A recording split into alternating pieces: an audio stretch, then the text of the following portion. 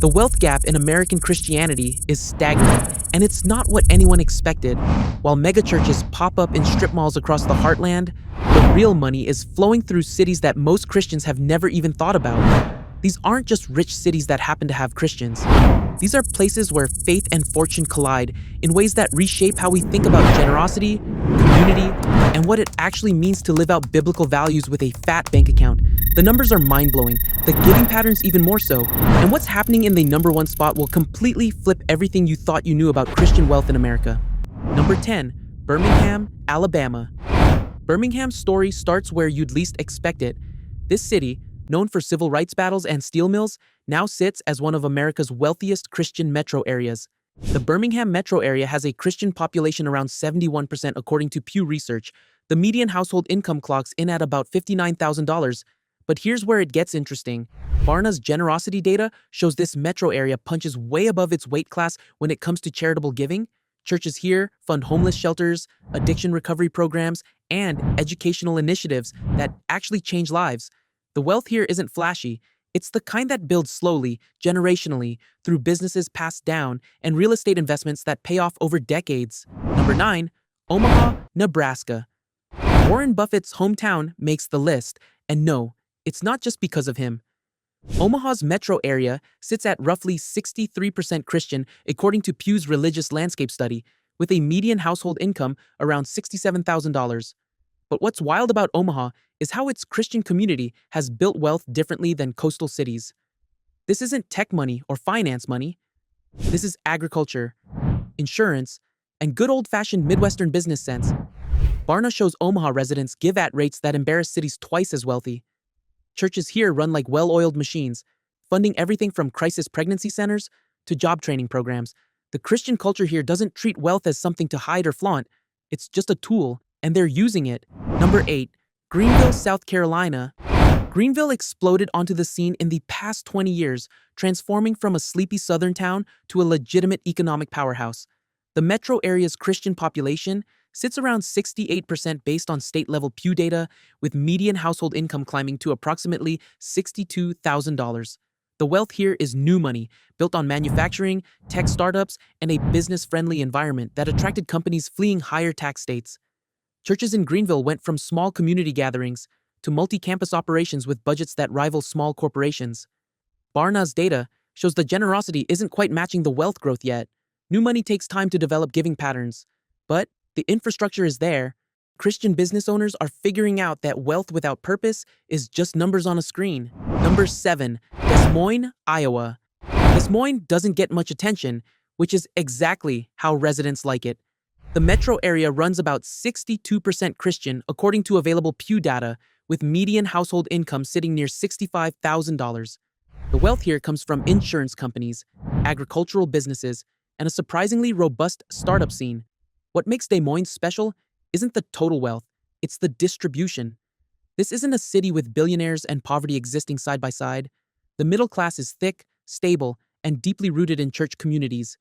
Barna's generosity rankings consistently place Des Moines in the top tier. Churches here fund international missions, local food banks, and educational programs without breaking a sweat. Number 6, Raleigh, North Carolina. Raleigh's rise mirrors the entire Research Triangle transformation. The metro area Christian population sits around 61% based on state data from Pew Research, while median household income has climbed to roughly $70,000. This is education money, tech money, and pharmaceutical money all rolled into one metro area. The wealth explosion happened fast, fueled by an educated workforce and companies that pay Silicon Valley salaries without Silicon Valley costs. Churches here faced a unique challenge. How do you serve both old Southern families and newly wealthy tech workers who just moved from California? Megachurches popped up with coffee bars and rock bands, while traditional Southern Baptist congregations doubled down on community roots. Barna's data shows giving is strong but inconsistent, which tracks with a population in transition. Number 5, Colorado Springs, Colorado. Colorado Springs is Christianity's unofficial capital in the West, home to more Christian nonprofits and ministries than almost anywhere else in America. The metro area Christian population hovers around 58% according to Pew data, with median household income at approximately $68,000. The wealth here comes from military contracts, tech companies, and the massive nonprofit industrial complex that grew around focus on the family and similar organizations. What's fascinating is how the Christian presence actually drives the economy. Ministries employ thousands, Christian conferences pack hotels, and the giving culture is baked into the city's DNA. Barna consistently ranks Colorado Springs high in generosity metrics. The wealth isn't just personal, it's institutional, organizational, and deployed strategically across the entire Christian nonprofit world. Number 4. Nashville, Tennessee. Nashville's wealth explosion caught everyone off guard except the people who saw it coming a decade ago. The metro area sits at roughly 67% Christian based on state-level Pew data, with median household income jumping to about $65,000 and climbing fast. This is music money, sure, but it's also healthcare money, finance money, and real estate money from people fleeing high-tax states. The Christian culture here is thick, impossible to miss, and deeply integrated into the business community. Churches operate like corporations, and corporations operate with an openly Christian ethos that would be unthinkable on the coasts. Barna's data shows Nashville gives generously, but there's tension brewing. As wealth pours in and the city gentrifies, longtime Christian communities are getting priced out. Number 3. Oklahoma City, Oklahoma. Oklahoma City rebuilt itself after tragedy, and the Christian community led that rebuilding.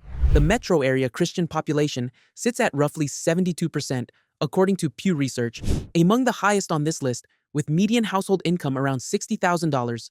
The wealth here is oil and gas money, aerospace money, and increasingly, tech money from startups that chose Oklahoma's low costs over coastal chaos.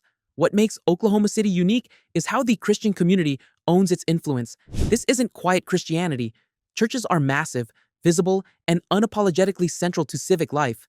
Barna's generosity data shows Oklahoma City gives at rates that eclipse much wealthier cities. The wealth might not match coastal cities, but the impact per dollar is staggering. Number 2, Tulsa, Oklahoma. Tulsa's wealth story is complicated, built on oil boom money that created generational fortunes still powering the city today. The metro area runs approximately 71% Christian based on state data from Pew, with median household income at about $58,000. But here's the twist. Those average income numbers hide pockets of enormous wealth, concentrated in old money families who built fortunes when oil was king. The Christian community here operates on 2 levels.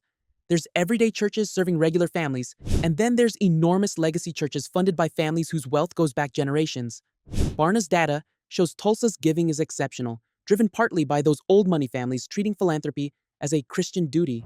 Number 1, Provo-Orem, Utah. The number 1 spot goes to a metro area that breaks every assumption about Christian wealth in America. Provo-Orem's Christian population sits around 90% according to Pew's religious landscape study, dominated by Latter-day Saints.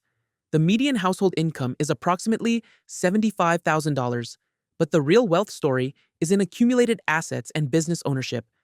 Barna's generosity data shows giving rates that dwarf almost anywhere else in America, driven by the LDS practice of tithing 10% as a baseline. Churches here operate with budgets funding global operations, and the community wealth is institutional, generational, and growing exponentially as tech companies flood into Utah. What's happening in Provo-Orem is creating a blueprint for how Christian communities build and deploy wealth, and cities across America are watching closely, trying to figure out if it's replicable or if this is a one-time perfect storm that changes everything. The wealth gap between these cities and the rest of Christian America isn't shrinking, it's exploding wider every year. While most churches struggle to keep the lights on, these 10 metro areas are building empires of influence that will shape Christianity for decades. But 3 of these cities didn't even exist as major Christian wealth centers 20 years ago. Metro areas just outside the top 10 are copying the playbook, which means this entire list could look completely different soon. Places like Boise and Fort Worth are accumulating wealth at rates that make even Provo-Orem nervous.